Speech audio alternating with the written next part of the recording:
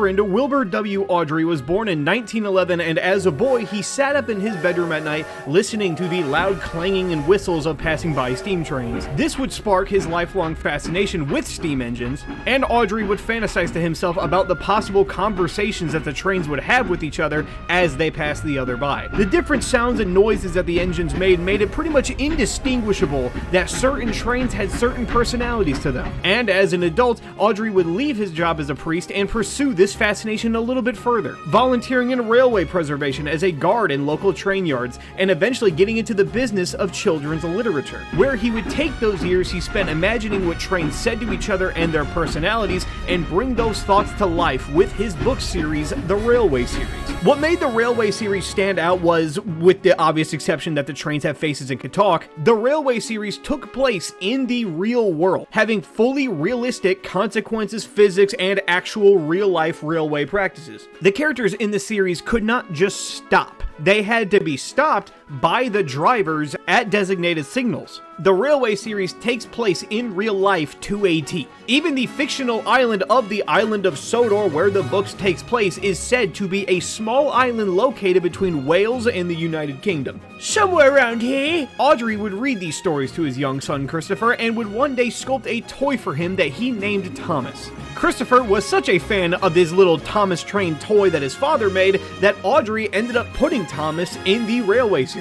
Many years later, the late producer and screenwriter Brett Allcroft would fall in love with these stories, and Thomas especially, reaching out to Awdry for a pitch to produce his stories for a television adaptation of the series, using model trains that ran on actual tracks while a narrator reads the story, giving the side character Thomas the main focus. In 1984, she brought to the world one of the most longest running and most profitable shows ever made, Thomas the Tank Engine. As a child, I was obsessed with this damn show, probably more than a healthy amount, and with still retaining all of the random bullshit knowledge and trivia that I've collected throughout those childhood years, I decided to put it to the test and construct a model series exclusive iceberg chart of Thomas the Tank Engine. Mainly because I don't know dick about the Railway series and I was way too damn old for the CGI stuff. So sit back and relax as I walk you through the Thomas the Tank Engine model series iceberg chart.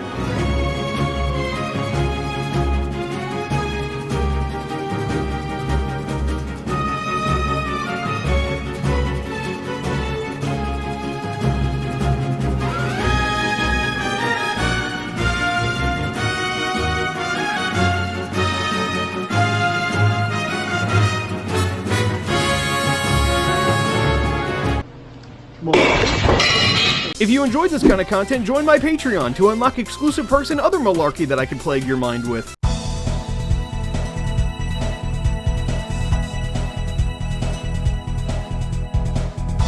Down the Mine pilot. Before the television series was actually produced, a sample pilot of Britt Allcroft's version would obviously have to be constructed. Adapting the Railway series book Down the Mine, this 1983 pilot of the story would show Thomas getting trapped in a mine with Gordon having to rescue him, which later would become an official, actual episode that you are seeing now. This pilot would be well received and would greenlight the show. However, the pilot was never to be made public. Nobody had any footage or screenshots of this pilot, and all that existed was a few little behind-the-scenes images and one short clip of Thomas moving. This small 3-second clip was all the footage that we had of this pilot for almost 40 years until Down the Mine release. To commemorate the 80th anniversary of the first Railway series book releasing, the Thomas and Friends YouTube channel would release the full unfiltered pilot of Down the Mine, letting us see what nobody has been able to see for decades. The pilot features a small amount of subtle little oddities, mainly with the character Gordon's faces just looking a bit just off-model and different than he would later look in the official show. But it came out and everyone loved it, and it was actually pretty damn sweet. It's very wholesome. US versus UK dubs. Thomas was a show that was almost entirely made by British people and production companies, with even the show's narrator. So when Thomas would be brought over to the States,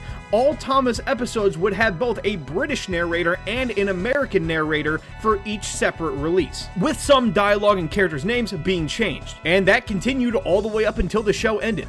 The biggest example of this being that the character the Fat Controller was named Sir Topham Hatt in the US. Narrators. Multiple narrators would take their place in telling the stories on the show. The first narrator to be brought in was actually Beatles band member Ringo Starr. Thomas likes whistling rudely at him. Wake up, lazy bones. Why don't you work hard like me? While the US had, I shit you not, George Carlin. Percy went on teasing him.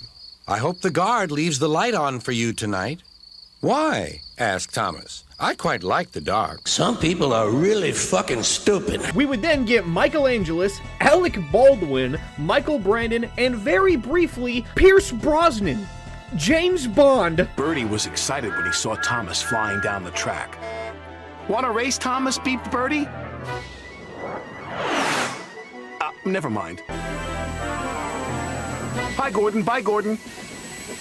Gordon could not believe what he had seen. Soon be over, Thomas said to himself. And soon it was. Luckily, no one was hurt. But Thomas felt sadder than ever. All the engines on the island of Sodor love their work. But sometimes there is too much work. That's when the Fat Controller brings new engines to the island. Is that all the logs you can pull? Teased Thomas. James is waiting for me at the wharf. I can't wait for you all day. Sir, Thomas has disappeared. Oh, my, gasped Henry. Whatever will Thomas say? Huh, I never get lost. I know the railway better than any other engine. Rat shit, bat shit, dirty old twat. 69 assholes tied in a knot. Hooray! Lizard shit, fuck! Shining Time Station. Before Thomas was introduced to American audiences, it was kinda eased into the American audience via the show Shining Time Station. Created by Britt Allcroft, this show was to feature live-action segments that would wrap around and lead into the actual Thomas the Tank Engine episode. This is also where George Carlin got his start as the role of Mr. Conductor. Thomas and the Magic Railroad. Alright lads, this is the big one. This is the big one that we're gonna be talking about. Alright, pay the fuck attention because I bring this damn movie up like 17 times in this bitch. With the massive success that is the Thomas the Tank Engine brand, franchise, show, whatever the hell you want to call it, it would only be a matter of time before an official movie of the show would be released. And in 2000, the world was gifted, maybe, I don't know, to Thomas and the Magic Railroad, one of the most infamous and problematic movies ever released. First of all, the general consensus is that this movie is not canon, because it completely shits on and throws away pretty much everything in the established universe that's been built up to this point, claiming that the island of Sodor is not a real-life island in the world with talking trains, but instead is located in a pocket dimension that requires magical gold dust to get there. Not only this, but the film would have one of the most absurd behind-the-scenes stories to ever exist with a movie based on a show. Thomas was not the focus of the movie, nor was any other f***ing character. Instead, the movie would be about a live-action little girl, Matilda, Ben Shapiro's cousin, trying to reconnect with her absent and sheltered grandfather. The villain of the film was going to be a childhood enemy of the grandfather character, as well as the movie being a direct tie-in to Britt Allcroft's show Shining Time Station, having the majority take place at Shining Time itself, where they would use Shining Time Station to cross over into an interdimensional rift that leads them to the island of Sodor. And oh god, yeah, this is a Thomas movie. Like everyone, I forgot, test audiences hated the movie for it being absurdly overcomplicated, having like 5 different plots all happening at once, as well as the kicker, no f***ing Thomas in it at all. This would lead to over half an hour of the film being cut from the final release, as well as the literal antagonist of the film, P.T. Boomer. P.T. Boomer was the main villain of Thomas and the Magic Railroad, who was cut entirely out of the film. One reason being that a large majority of the human plots in the movie needed to be cut because duh, but also because apparently P.T. Boomer himself was just way too scary for kids. All of these cuts then ended up being infamous as hell in what was then formed to be Thomas and the Magic Railroad Director's Cut. Before these cuts to the film would be made, an infamous piece of lost media would be created, the Director's Cut of Thomas and the Magic Railroad. The version of the film that still had all of these cuts from the original release. For the longest time, no actual footage of this director's cut existed, leading to many hashtags and fan hype about the official release to come out, which technically happened. As of today, you still cannot see the official clean version of the director's cut, but you can see it in its entirety via fan finds and edits. So you can watch it, just not watch it without it looking like shit. Scrapped. Throughout the entire Thomas show, the consequence of being scrapped is thrown around a lot. When a character misbehaves or is lazy too often, they will literally be killed. Yep, this is a very real threat that the characters are all aware of and make constant references to. In his first appearance, the character Oliver is seen hiding alone in a shed because he is going to be scrapped the following morning. He has an execution date. Even in the CGI series, we see the character Hero, who is currently hiding in the woods, living in terror because he knows that if he is going to be found, he is going to be killed momentarily after. Every character in Thomas is shockingly aware of their own mortality, and even in the Railway series, we actually see it happen, where characters like Godred are literally torn apart until there is nothing left. Which leads us to just a whole nother topic, the whole slavery thing. 10 entries in, we're talking about slavery. This well, welcome to the first layer. In season 2, we meet the character Trevor, who says that next week, his master is going to scrap him. I'm Trevor. They're going to break me up next week, but my master says I'm old-fashioned. It's a pretty obvious yet subtle implication that the trains on the island are all slaves, but with this little piece of dialogue, it pretty much confirms it. Thomas is a slave who is set to work for an ungiven amount of time, and if he rebels in any way, he will be killed. That is literally what the character is. The most painful part about this goes back to what I said before, where Thomas takes place in the real world. This is true for even the idea of scrap. You know how in real life you don't really see steam trains very often anymore? That's because they're all killed, and the island of Sodor pretty much exists as a home for all of these last remaining steam engines to be safe, in quotes, but one step out of line, and they just get killed too. Even confirmed by a book where Sir Topham Hatt fully bluntly tells Gordon that all of his brothers not in Sodor are all dead. All right, let's take a break, quick little break from the other dark stuff and move on to just some more funner entries that will not last very long. Don't worry, we will get to the dark stuff very soon again. Don't worry. Reverend W. Awdry hated season 3. When Thomas was entering its 3rd season, the show writers were starting to run out of good Railway series books that would be doable to make a TV adaptation with. This led to them creating their own stories to put into the world of Thomas, of which Awdry found to be highly disrespectful and offensive. The worst case of this was the episode Henry's Forest. Henry's Forest is an episode in season 3 that the creator of Thomas, Wilbert Awdry, famously despised. The reason? Its complete lack of railway realism. The story is about Henry going to a forest during his time off because he loves the atmosphere. Very wholesome, right? Very fun. The reason that Awdry hated this episode is because the idea of a train stopping on the tracks and just sitting there goes against so many real-life railway rules and laws, especially without alerting any signalman that a stopped train is present. This just goes to tell you how serious Awdry took the realism in Thomas and in his stories. If you ignore the fact that the characters can talk, there is genuinely not one thing that makes Thomas fictional. The connected map. The island of Sodor exists as one cohesive connected map, where one specific station will always lead to one other specific bridge, and so on. This is something that the early seasons of Thomas have a clear pride in, as the great attention to detail is almost never broken, letting the island also feel more like an actual real place. The O face. One of the biggest memes in all of Thomas is the infamous O face. This funny ass face, with its sound that accompanies it, became a huge meme and was constantly spread everywhere. Gray faces. Speaking of gray faces, you ever notice how the train's faces are gray? It always seems like such a weird detail on why they'd be gray, but it ends up just looking kind of nice when you don't really think about it that much. Because imagine if they had human skin color. Then you'd get some like JJ the Jet Plane type shit, and it would just look horrible. The gray faces on Thomas characters just really fit for some reason. Tugs. Between seasons 2 and 3 of Thomas, the directors and producers, Robert Cardona and David Mitton, temporarily made a Thomas spin-off show called Tugs that features tugboat characters and is actually given more of an adult theme and topic that the early seasons of Thomas was known for. They used the water knowledge that they got when doing Tugs to give sets in Thomas more better and expansive water-related visuals. Tugs only lasted a single season, but everybody who has ever seen it has all said that it's just pretty damn good and great and wholesome.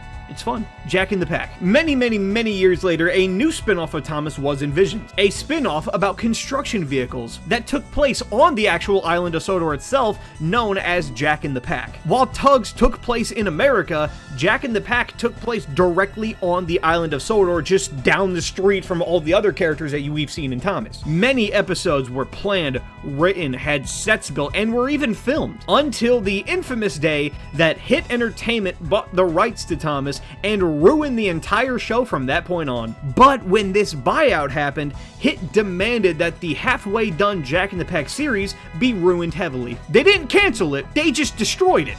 They demanded that the show be renamed from Jack in the Pack to, I shit you not, Jack and the Sodor Construction Company. Yep, because that's clearly way better. They also forced every single Jack episode to feature Thomas or Percy, even though almost no episodes even did in the first place, and that even went for the titles. Episodes where Thomas has absolutely no relevance in it at all, like the episode Buster 1 Mole 0, was changed to Thomas and the Moles. Byron Saves the Day was changed to A Happy Day for Percy, as well as the entire show actually having episodes canceled. So it's just like, alright, cool. They really just destroyed the damn thing. Hit Entertainment is kind of like the villain in the Thomas story because they are the ones who are known for taking that wholesome, everyone can enjoy peaceful storytelling of the first early seasons and turning it into baby slop dumb shit that Thomas is now known for. The Sad Story of Henry. Pretty much the most popular and infamous episode of the entire show is the season 1 episode, The Sad Story of Henry. During a rainstorm, the character Henry doesn't want to get his paint wet in the rain, so he puts himself in a tunnel and refuses to come out until the rain is over. Because of this, Sir Topham Hatt removes Henry's rails and literally bricks him into the tunnel for him to stay there permanently. Other trains come by and mock him as they all fly by, and the episode ends with him still locked in the tunnel with no means of escape.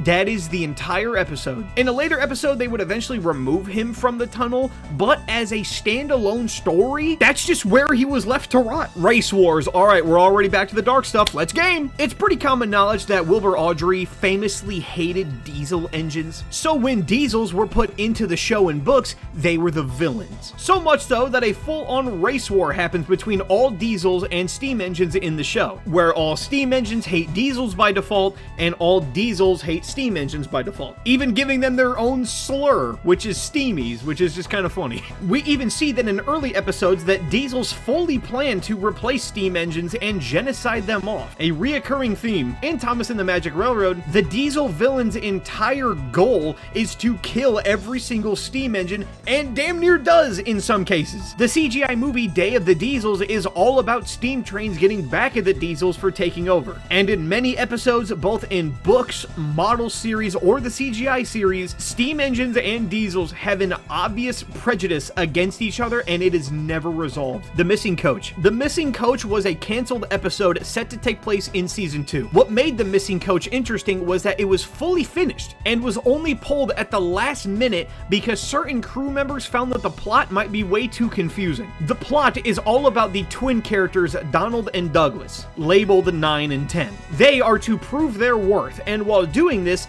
Douglas accidentally makes a big mistake. So Donald, using Douglas's tender and number, goes and fixes the problem. Introducing two identical characters whose only difference is the number on their tenders, and then switching them in their first appearance, kinda makes sense why nobody thought this episode would go well. Only like a fifth of the episode's footage has ever been seen or revealed, and even then, that fifth has only come out because it was reused in other episodes. To this day, the full uncut version of The Missing Coach is still lost media. Big Mickey. Big Mickey is a large crane character with no face, yet still had a voice that appeared in Tugs. However, when Tugs ended, Big Mickey was actually moved over to Thomas. And even though he never talked again, it is still canon that this is the same Big Mickey that was in Tugs and was transferred over. Decades later, in the CGI Thomas era, Big Mickey would actually be given a proper voice and speak for the first time in over 20 years. The City of Truro. The City of Truro is a real-life steam locomotive that actually has a guest appearance in an episode of Thomas. Famously, the train has no face and is just a straight-up actual real-life City of Truro. Given the kind of horrifying implication that only the trains on the island of Sodor have faces, while every other train in the rest of the world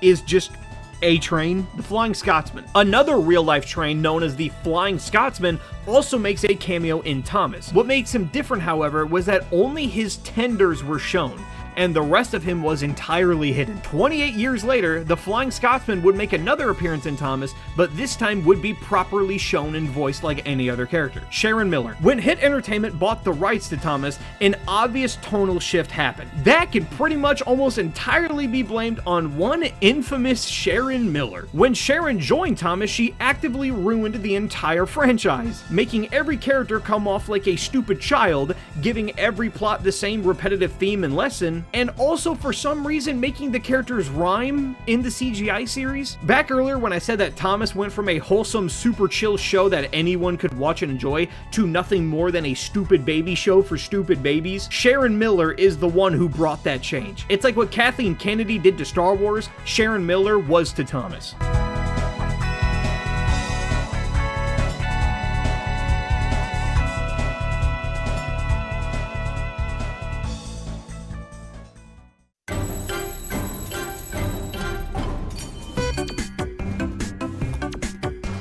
Night Train. Night Train is a song in Thomas that has appeared in a few episodes. However, its first ever and biggest appearance was meant to be in Thomas and the Magic Railroad, but would ultimately be cut from the movie. Most likely to keep the runtime down, the entire segment from the movie with Night Train can be found on YouTube. Timothy. When the show was first in production, all of the Thomas face models were being created. As a joke, an extra never meant to be used elder version of Thomas was also made. This face was never meant to see the light of day. However, when an image of all of the Thomas face models were revealed, the Elder Thomas was revealed with them. This would later inspire a horror fanfic creepypasta about an original scary Thomas character. Timothy would be created by the fandom. Using Thomas's base E2 model and his Elder face, he was a pure white color and had the number 0 on his side. The story of Timothy was that he was one of the first engines on the island, but one night while pulling a large passenger train, he was possessed, causing him to go faster and faster until he crashed, killing himself and everyone on board. His ghost still haunts the area. Ooh. Studio equipment. This pretty much just refers to the fact that in the early seasons of Thomas, studio equipment can pretty much just be seen all the time. Here's some examples.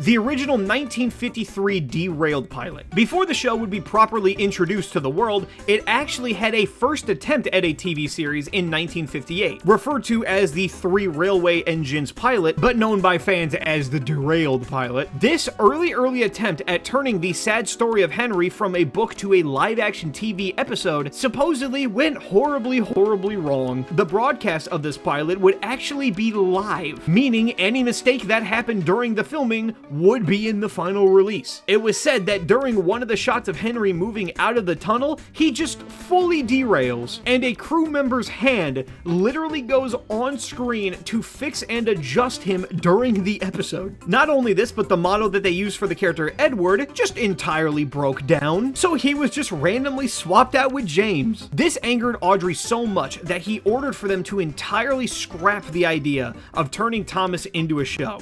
And it wouldn't be until almost 30 years later, when Britt Allcroft joined the picture, a reattempt was made. Since the broadcast was live, all footage of the episode is lost to time and most likely never will be seen again. All that exists of this 1953 pilot was this one single image of the event showing what James looked like. The 1977 Andrew Lloyd pilot. After the disastrous 1953 pilot of the show failed, an alternate idea of the possibility of a Thomas show was actually pitched by musical composer Andrew Lloyd Webber, who pitched the idea of making a 2D animated musical Thomas series. Many images and animation cells have been seen of what this show would have looked like. However, the idea was pulled simply just due to a lack of interest from the American audience. Ringo Starr rejection. When season 1 of the show was first getting its footing, Britt Allcroft approached Beatles member Ringo Starr about the idea of narrating. Ringo at first actually rejected the idea, claiming that there would be no need for him since kids today are all into Star Wars and heavy sci-fi and space. Britt Allcroft, who produced the show, she came up to see me. She had this idea for me to narrate these children's stories. And they're all about these fabulous little trains, you know. And I really backed off at the beginning. It was actually a battle at the beginning with Britt Allcroft because I thought it was all Star Wars and space madness. Saying, you know, I'd like you to read these stories about this train. I said, you're gonna be crazy. It's Star Wars and madness. We were talking years ago anyway. But after some convincing, Ringo agreed to do just a couple simple tests of narrating a single story to see if it would even sound good to begin with. Britt thought that it sounded amazing, and Ringo Starr would go on to officially narrate Thomas. Legos in season 1. This is a pretty simple one. In the season 1 finale, Thomas's Christmas Party, Sir Topham Hatt can be seen standing on just straight up Legos. Just kind of a cool little detail when you notice it. The narrow gauge color change. The narrow gauge engines is a group of smaller engines that work on an entirely separate portion of the island of Sodor. In the books, they are all seen with the signature narrow gauge colors red and blue. But when adapting these characters to the TV series, obviously having a bunch of identical red engines would not look good, so they would all be changed to various colors of the rainbow to help them stand out. Skarloey was the only one to remain in his original red look. Rheneas was turned orange, Duncan became yellow, Peter Sam green, and Sir Handel blue. Narrow gauge battery packs. On the topic of the narrow gauge engines, since they were smaller by default, they were not able to hold inside of them all of the proper mechanisms to be used on screen by themselves. This is why in their first appearances, every single time that a narrow gauge engine is shown, they have a piece of rolling stock behind them or would be in a shed. This was to hide their big ass battery packs that would be used to power the model itself. Sometimes you can even see them. Rusty's gender. The narrow gauge engine Rusty in the books is very much referred to as a male, but Britt Allcroft wanted the character Rusty to remain gender neutral. This is why in Rusty's earliest appearances, they aren't referred to with any actual pronouns. Instead of he, Rusty is just simply referred to as the little engine. Some narrator takes of the story actually have surfaced of them giving Rusty female pronouns. Rusty's favorite journey was by the lake. She liked to toot her horn there. However, this would later all be scrapped and Rusty would just be a no gimmicks male character from that point forward. Season 5 behind the scenes. Season 5 of the show actually has a very special little detail about it. The immense amount of behind the scenes and bloopers that have been released. Season 5 would become one of the most documented seasons of the show and would feature many publicly released inside looks. Duncan gets spooked to death. In the episode Duncan Gets Spooked, Rusty tells the story about a mysterious nameless character who brutally dies and drowns after derailing and falling off a bridge. A pretty brutal and just kind of blunt death shown in a Thomas episode is why I felt that it deserves to be on this iceberg, because everybody and their mom remembers this one specifically. But remember this because the possible identity of the killed character will come back later. Diesel 10 original voice. When the Thomas movie would go through its major cuts, one of the biggest complaints that test audiences gave was that Diesel 10's voice was way too intense and scary. Joe Matheson, the original voice, would be canned and replaced by Neil Crone that we know of today. Help you? You will always need help because steam engines are cowardly, cranky, worn-out hunks of metal. Help you? You'll always need help. Because steam engines are cowardly, ranky, worn-out hunks of metal. Edward cut from Thomas and the Magic Railroad. Some have noticed that without an explanation given, the main character Edward is just entirely absent from Thomas and the Magic Railroad. It's never stated why he's absent in the movie, but the actual real-life reason was that there was just simply no need for him, and there was no opportunity or need for Edward to be featured in the plot. It's also revealed in the movie that Sir Topham Hatt is actually on vacation. A fun headcanon to think about is that also removed from the Thomas movie, Sir Topham Hatt himself is currently on vacation with Edward, who is taking him to said vacation, hence why he's gone from the movie. Britt removed from Thomas. After the failure of Thomas and the Magic Railroad, director of the film and creator of the show, Britt Allcroft would unfortunately have to step down from Thomas. She would resign from her position as deputy chairwoman and sell her own company. The Britt Allcroft company would later be turned into Ghislaine Entertainment. She would still stay with Thomas, but no longer be the big shot calling the shots. And then when Ghislaine was later bought by Hit Entertainment, Britt would entirely leave, cutting her ties with the franchise that she helped create. Season 6 snowy intro. In a wholesome, more fun fact direction, Season 6's theme song has its own weird oddity to it, being the only season of the classic era to have this weird snow intro. Pretty weird, pretty fun. Everything from seasons 1 through 7 have the same windmill shot of Thomas from a distance. Season 6 just doesn't. No idea why. Cranky in general, like just the character as a concept, when you really think about it. Cranky is a stationary crane who cannot move and cannot do anything besides sit there his entire life and work, slowly rotating and never leaving. The more you think about truly what is going on here, the more the character may as well just be in hell. It's even played up as a joke that he's called Cranky because he is pissed off all the time, but like, bitch, I would be too. F that. Look out for the train. This is the most infamous blooper in all of Thomas, and may as well be one of the biggest bloopers in all of kids TV, period. In the physical US home release of Thomas Season 1, in the episode Thomas and the Trucks, there is a scene in the episode where a crew member can blatantly just be heard saying, "Look out for the train." Look out for the train. The fact that nobody caught this blows my mind, because even the music stops to let him say this. Look out for the train. This is one of my favorite pieces of Thomas trivia ever, the Writer's Bible. When Hit Entertainment bought the rights to Thomas, a pretty obvious tonal and quality shift happened. One of the biggest culprits of this was the infamous Writer's Bible that Hit Entertainment used to inform the writers of various things, mainly being the simple do's and don'ts of writing new Thomas episodes, as well as in-depth descriptions of every character and their personality. The controversial part of this is that just so much of the Writer's Bible was just wrong, made up shit. Henry was said to need special coal, which is something that he hasn't had to do since season 1 of the show. This is now season 8, by the way. The stick in the mud asshole character Sir Handel was listed as being super friendly and always giving 110%. And the Bible fully stated that they will be removing the realism out of the entire concept of Thomas the Tank Engine, as well as canning the entire driver aspect of the trains. Remember how I said that part of the charm and realism of the early seasons was that a character could not just stop, but instead had to be a driver applied the brakes kind of thing? The Writer's Bible fully says to ignore this and have the engines just do whatever they want, whenever they want. Not only this, but the Writer's Bible specifically states that they will no longer use any form of complex language, meaning that they were no longer allowed to use the words terrified or horrified, but instead must simply just say scared. They're not depressed or miserable, they're just sad. They literally went out of their way to downplay the kids watching and treat those kids like kids with no room to grow. Season 12. Season 12 would be one of the most awkward seasons of the show. So much so that you could see any screenshot of it and immediately know that yes, this one is from season 12. The reason for this was that the show was in the development transitional process of becoming fully CGI. So to cross the model series with the CGI series better, a test season was made,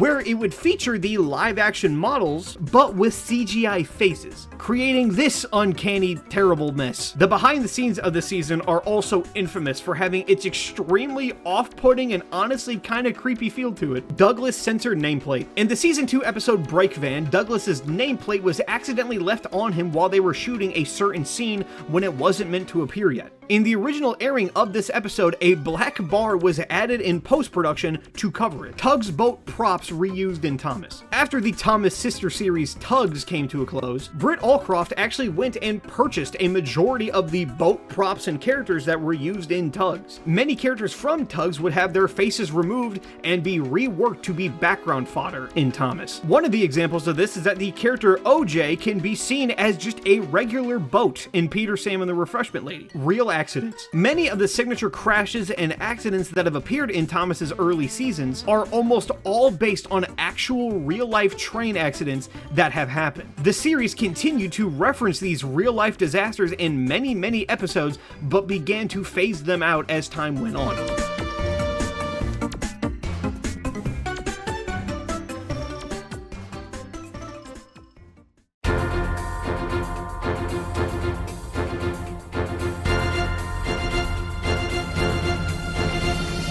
Hero of the Rail models. When the Thomas movie Hero of the Rails came out in 2009, it was just after the show had made the switch to CGI, being the first Thomas movie to be made in full CGI. However, this wasn't always going to be the case, as the movie was originally going to be made with the standard model style. Some faces for the character Hero were even created but would go forever unused. Stanley Goes to Space. This is an extremely wholesome and famous Thomas-related YouTube video. A young boy is obsessed with his little Stanley wooden railway toy, so his father sets up a fun idea to put a tracker on Stanley and send it into space, recording and editing the entire process. It's an incredibly wholesome video that just puts a smile on your face every time you watch it.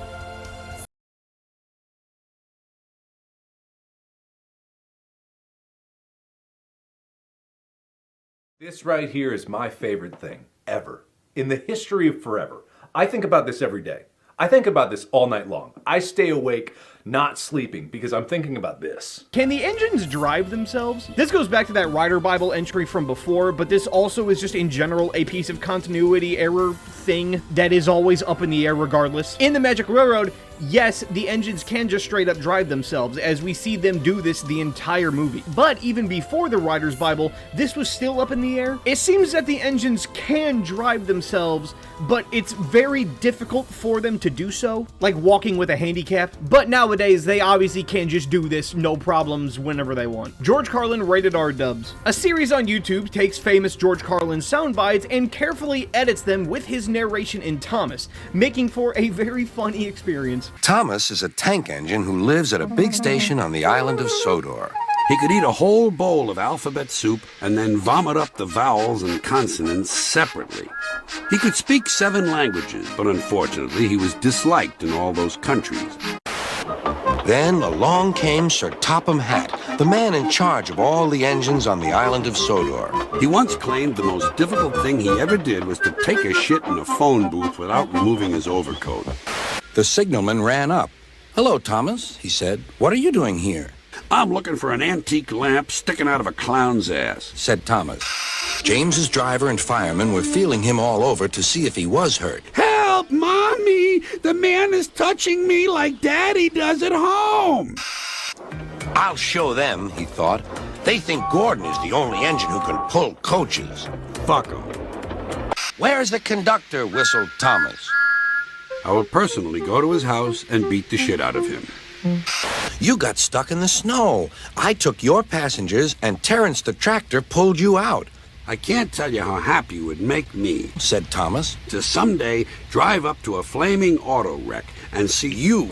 Sir Topham Hatt's devil costume. In the episode Flower Power, an episode that takes place on Halloween, Sir Topham Hatt was originally going to be dressed in a devil costume. However, this would be cut from the show due to American audiences not liking the idea of any type of satanic references in the show. Drip Tank. Drip Tank was a canceled season 2 episode of the show, taking its story directly from the Railway series book of the same name. The episode consists of Thomas and Percy getting into a huge fight. The episode was never put into production due to it being a mostly heavy Percy episode episode, of which there were a lot at the time, so it was canned. Tidmouth Shed Season 3 change. Tidmouth Sheds, the main hub where the characters relax and talk, for some unknown reason had a major temporary visual change for a few episodes in Season 3. The shed's interior always looked like this, but sometimes it would just randomly be this big-ass empty room with these giant smoke vents above them. It would only sometimes look like this, which made it just very strange and bizarre. Gay James. Alec Baldwin was the narrator of the US dub of Thomas during seasons 5 and 6. He would actually get some joking flack from some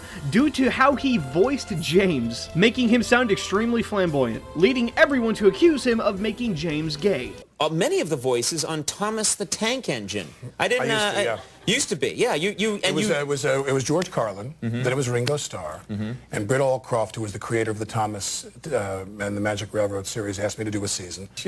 But you created some of the characters on Thomas the Tank Engine, and you did. And I have to ask you about this because one of the characters, I've seen the shows. I know where you're headed. It's the theme today. Yeah. Well, there's this tank engine called James. James. And clearly you made James gay. That's your interpretation. That's your projecting your sick fried bologna hair attitude on everything. All right, why don't we show? I think we have a clip here. Let's show them some James, and you decide. You decide. You decide. We're gonna show this. Take a look at this. Is James. Suddenly, he saw James pulling a long, slow train. Oh my goodness! Save me! A quick-thinking shunter did, just in time. What was that? Exclaimed James. What are you talking about? Daisy removed. One of the individuals responsible for bringing Thomas over to the US, Rex Sigelcow, did not allow the character Daisy to appear on any episodes of Shining Time Station. Daisy, being the first ever female character introduced in the show, faced some controversy from Rick after he claimed that Daisy's design was sexist due to her large amount of makeup. The flipping sign. This is a simple quick one that I thought was interesting. In the episode Duncan, great name by the way, when Duncan falls into the mud pit, CGI is actually used to make the sign do a cool flip. This is one of the earliest times where CGI is used in the whole show. Japanese voice actors. Japan actually has a huge market for Thomas there, even giving the show their own spin. When the show was brought over to Japan, they actually gave the characters in the show their own exclusive voice actors, something that the model series would never do anywhere else in the world.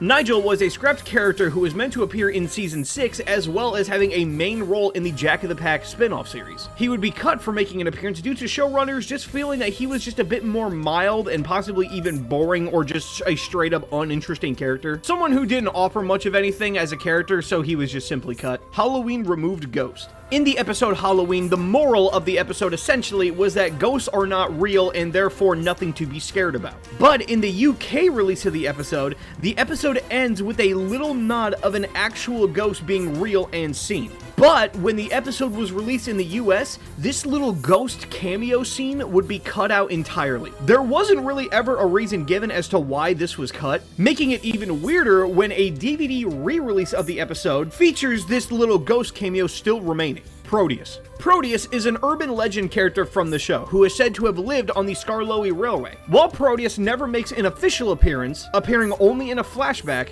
a theory has gone around stating that Proteus was actually the engine who fell off the bridge in Duncan Gets Spooked and Drowns, making his presence an urban legend every single time his name is brought up. In Season 12, a long-lost statue of Proteus is also seen completely abandoned, possibly a grave, providing the theory that Proteus was in fact the engine who died and had a memorial statue made in his honor. Little Giant. Little Giant was another cut character who is said to also appear in Season 6, as part of the narrow gauge crew. What made Little Giant interesting was that he was actually conjoined, having two faces and two personalities, like some cat dog type shit. One personality would be extremely nervous and scared constantly, and then the other one would be very brave and confident. And when you put the two of them together, oh, who knows what kind of shenanigans you'll get. Leader of the Track. The Great Discovery movie was originally going to be named Leader of the Track. That's really about it. Smudger. Smudger is one of the darkest characters in the entire show, solely because of how dark his single appearance of his story ends. Smudger is a little shit who constantly falls off the rails because he doesn't like to do what he's told.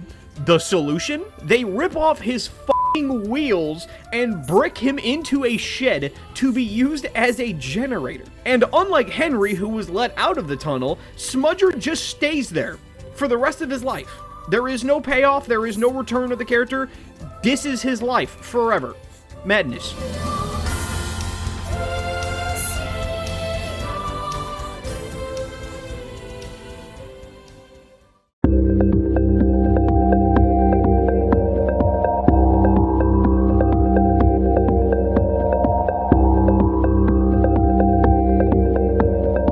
Toby's theme, original theme. This entry refers to the simple fact that Toby's theme tune that plays during his standalone episodes was originally going to be the actual theme of the entire show. You know, the cheeky little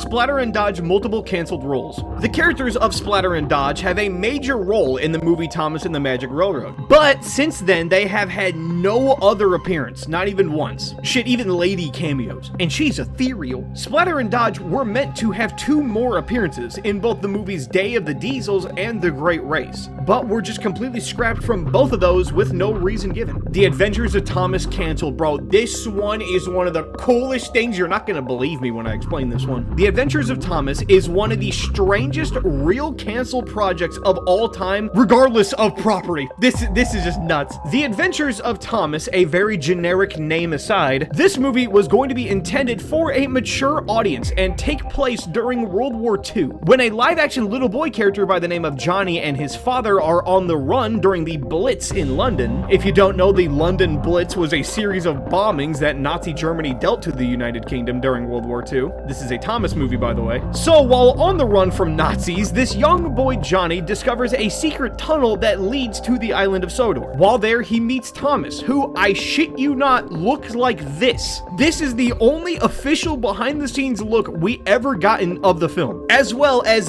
this teaser poster. While in Sodor, it is revealed that Sodor is in the midst of its own genocide by the Diesel characters, who plan to wipe out and kill all steam trains, a reoccurring theme. The reason why this movie was canceled wasn't even due to just the concept, but was simply due to just Mattel buying the rights to Thomas from Hit Entertainment, meaning if a simple buyout didn't happen, this would have came out. Tugs in Thomas and the Magic Railroad. This is another pretty simple one. In the movie Magic Railroad, which we've discussed like 9 times by now, the Tugs characters were actually planned to make a small cameo appearance in the film. The reason they never did this was actually 2 different reasons. One, it ended up being a legal problem since Tugs was owned by a whole different company than Britt Allcroft. But regardless, when the Tugs characters were shipped over to be used for Magic Railroad, the models sent over were damaged due to shitty handling from airport staff, so they couldn't even use them if they wanted to. The pack scale Thomas faces. When Jack in the Pack was created, which used much bigger models, it meant that they had to create a much new, larger version of Thomas. This exclusive larger Thomas had its own series of faces, which were pretty hated by the staff and crew for just looking a bit different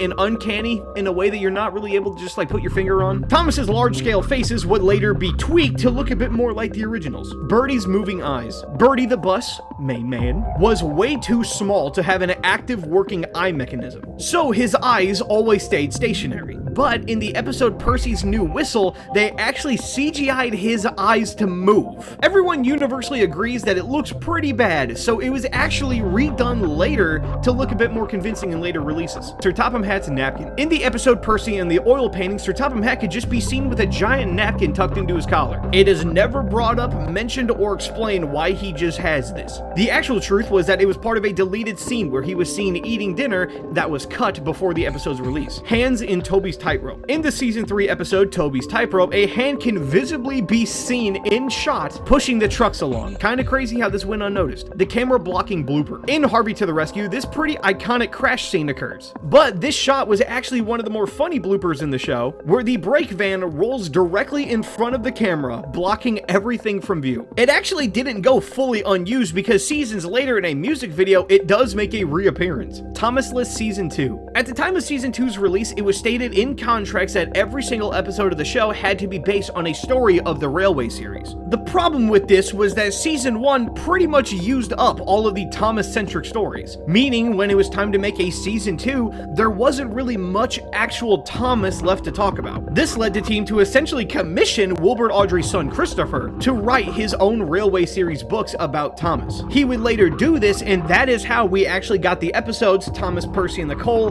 The Runaway, Better Late Than Never, as well as the cancelled Drip Tank, Thomas and the UK Trip. Popular Japanese children's show in Japan had a crossover with Thomas, where the two main characters went to the UK to learn about steam engines and how they worked. While there, they run into Thomas, who they have a conversation with. Everything Thomas related that was filmed for this episode is all official and was made exclusively for the Japanese show. They didn't just like reuse Thomas footage or anything. George in the Magic Railroad. The villain in the show, George, he's a dick, was actually going to make an appearance in the movie to aid the main antagonist Diesel 10 in his quest of genocide. He played a decent role in the first draft of the script, but in all future revisions he was just simply gone. SOS music. In Edward and the Brass Band, when a band of brass instrument players get stuck, they all play in unison to get someone's attention. The exact tune that they play is actually a known SOS code. For what they play is the Morse code symbol of SOS. When the episode was ported over to the US, this SOS code was just completely dropped and replaced with generic random band music.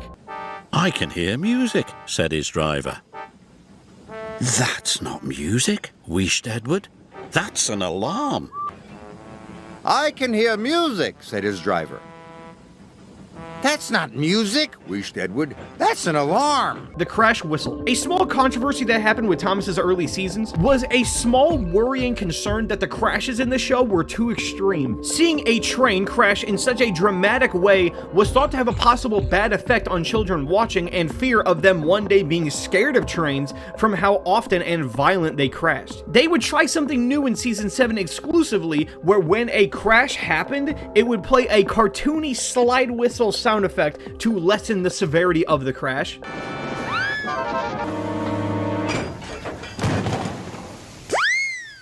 But it was too late.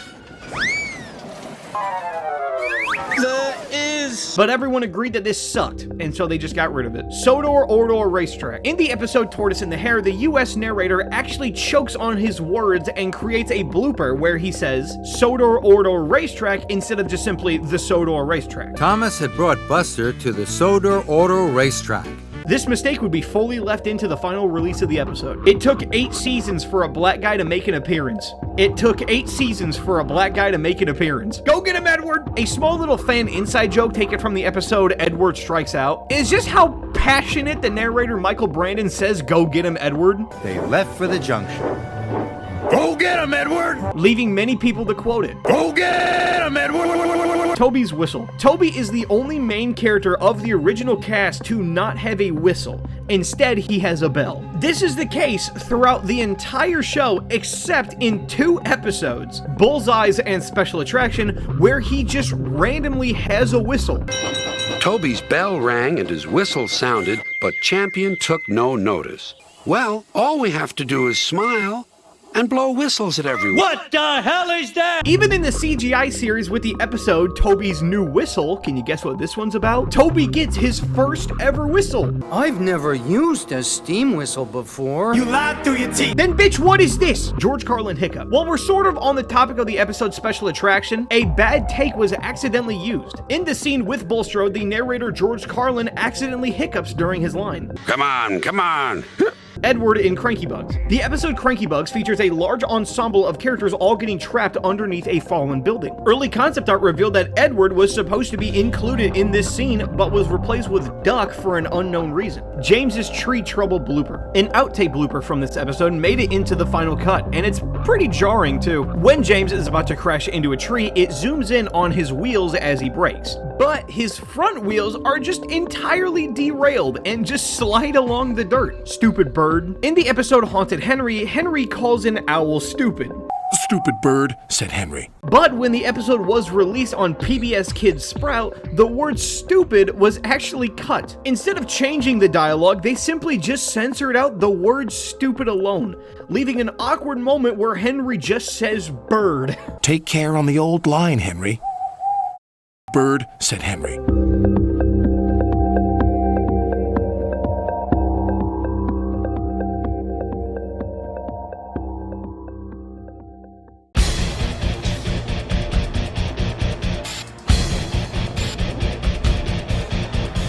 The number 13 engine. The engines in the show are all given numbers. However, this completely skips over 13. 13 obviously being a bad luck number, it makes complete sense why this would be the case. But in the books, a character does make a single appearance repping a 13. This character is never named or shown again. We can only assume he must have died. The Red Lead Paint Crisis. In June of 2007, over 1.5 million Thomas toys had to be recalled due to the toys themselves having a severe amount of lead found in the paint. These toys would all be the culprits, with almost every single one of them being red. Look, I actually have one of the recalled ones, isn't that something? I had to go back and find it, and I still have it. Amazon Prime thumbnail. This one pissed me off because nobody talked about this and it blew my mind. For years, when Thomas the Tank Engine, the classic model series, was put onto Amazon Prime, it was given this thumbnail. What the fuck is this? It's like a homemade green hand-painted version of Thomas with the CGI face just put onto it. While doing the research for this video, I actually found out that this is a screenshot taken from YouTuber Samuel Clark and his recreation of The Adventure Begins. But for some fucking reason, Amazon used the official thumbnail of the show as a screenshot from just this dude's YouTube channel. Since then, it has been changed. The KP Nuts hanger. In the episode The Magic Lamp, this close-up shot is used for a light dangling from a hanger hut. For this close-up shot, a large scale of the hanger would be needed. This close-up prop was actually created by Clearwater Pictures to be used in a commercial for KP Nuts in 1982, and makes an appearance in this episode. Henry explodes. In the episode It's Good to Be Gordon, there was a blooper where Henry f***ing explodes. Also in this same season is another extremely iconic blooper, Scary James. This blooper of the episode Duncan's Bluff shows James roll into frames with his eyes fully rotated down, giving him no pupils at all. Harvey's CGI face. When the show was transitioning from live action to CGI, the character Harvey can be seen in 3 separate promotional images showing what his new CGI face looked like. However, in the actual season of the show, he never makes a single appearance. These 3 images are all we have of what Harvey's CGI face would look like. Real fish. In the episode Something in the Air, a large amount of fish go all over Henry.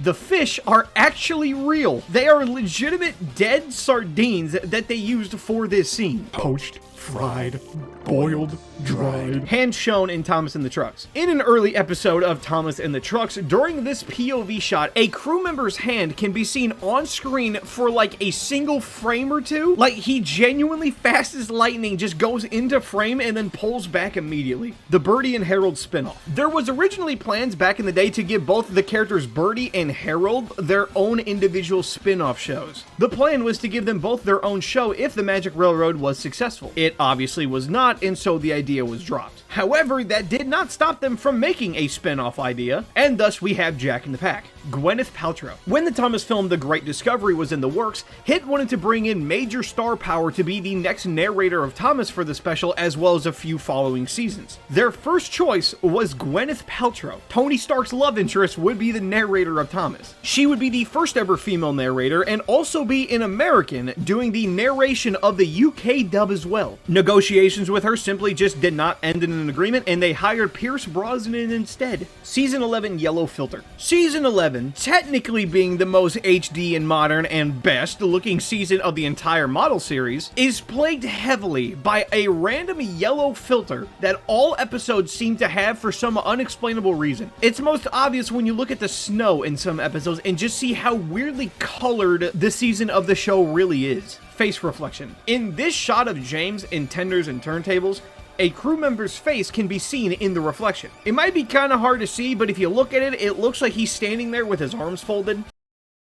The Fireman Head Bump. In the Railway series book, Whistles and Sneezes, a scene occurs where a bunch of hoodlum ass kids all throw stones at Henry, one of which hitting Henry's fireman. In the book, they get out and bandage the fireman's head before making their game plan. In the episode rendition of this whole hitting the fireman thing was completely removed, but a prop of the fireman's head with a cartoony bump in it was created, meaning it was going to appear, but for some reason it was scrapped. One Good Turn deleted scene. In the episode One Good Turn, there was originally going to be a scene that took place at night with the character Boko. This image is the only actual look that we get at this scene. It's not known why it was cut. Also, a little fun fact for you is that this scene was originally going to be the only appearance of Boko's sleeping face. Since the scene was deleted, it never appears at all. The deleted Santa Claus conversation. In the episode Thomas and Percy's Mountains Adventure, there is an error in the US dub of the episode, which for some reason removes an entire scene where the characters discuss Santa Claus. I say for some reason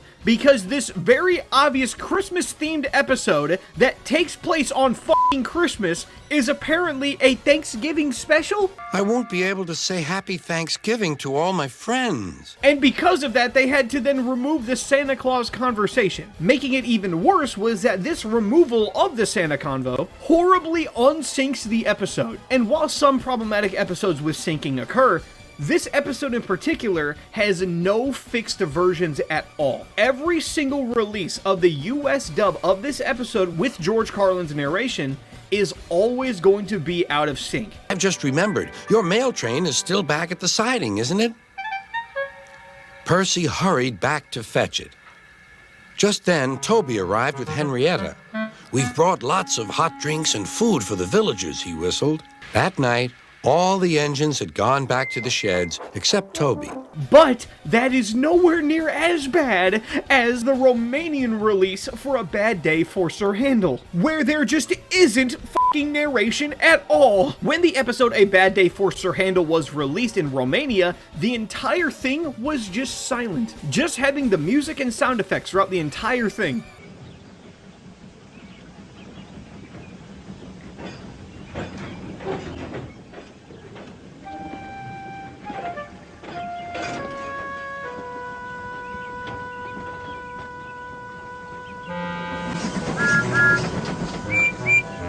Shed 17. For the final entry of this iceberg, this is a bit of a more broader Thomas entry. Shed 17 is an infamous horror story of Thomas the Tank Engine, created by YouTuber PaulVids, who gave his story a full-on 45-minute animation to go with it. The animation can be a bit chopped at times. I think this was one of his first ever animations, but like, if you could look past that, then it's pretty nice. It tells the story of what it was really like on the island of Sodor, being a horrifyingly graphic and gruesome real event that was turned into a book and television series to sweep the real-life disaster under the rug. Shed 17 tells the story of scientists experimenting with biofusion, where they would combine organic material and metallic engine parts to create talking sentient trains. Thomas was a real-life little boy who was struck down by a train, and instead of just letting him die peacefully, his family turned him into a train so that he could live forever. Following this experiment being a success, multiple different volunteers and suicidal individuals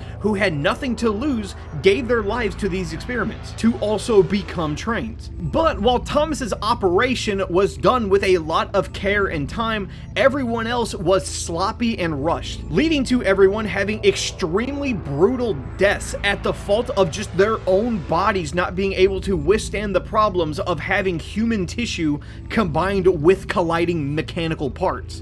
At first, Gordon complained about the heat. Then that turned to pleas to douse the fire. He was literally cooking from the inside. By the time we were allowed to act, it was too late.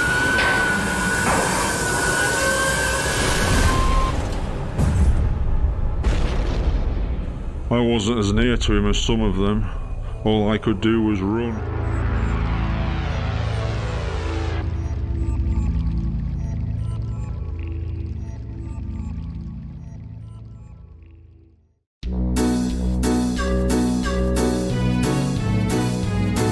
I'm boys, and that is going to do it for this little model series, Thomas the Tank Engine Iceberg. I want to thank everybody for watching this video, everyone who helped in just like coming up with entries and just any kind of artists or anything, and the footage people as well, especially. I think that Thomas is one of the franchises where I could definitely even make a sequel Iceberg about this, just with more model stuff, or maybe even exclusively the CGI stuff or the Railway series books. But if you enjoyed this kind of content, I have a brand new Iceberg video coming out in a couple weeks, as well as a small little playlist that you could see on my channel of other icebergs I've made. So with that being said, I'm gonna end it off right there. So if you enjoyed this kind of content, then the buttons are down there. You know what to do, and have a good one. So goodbye. See ya!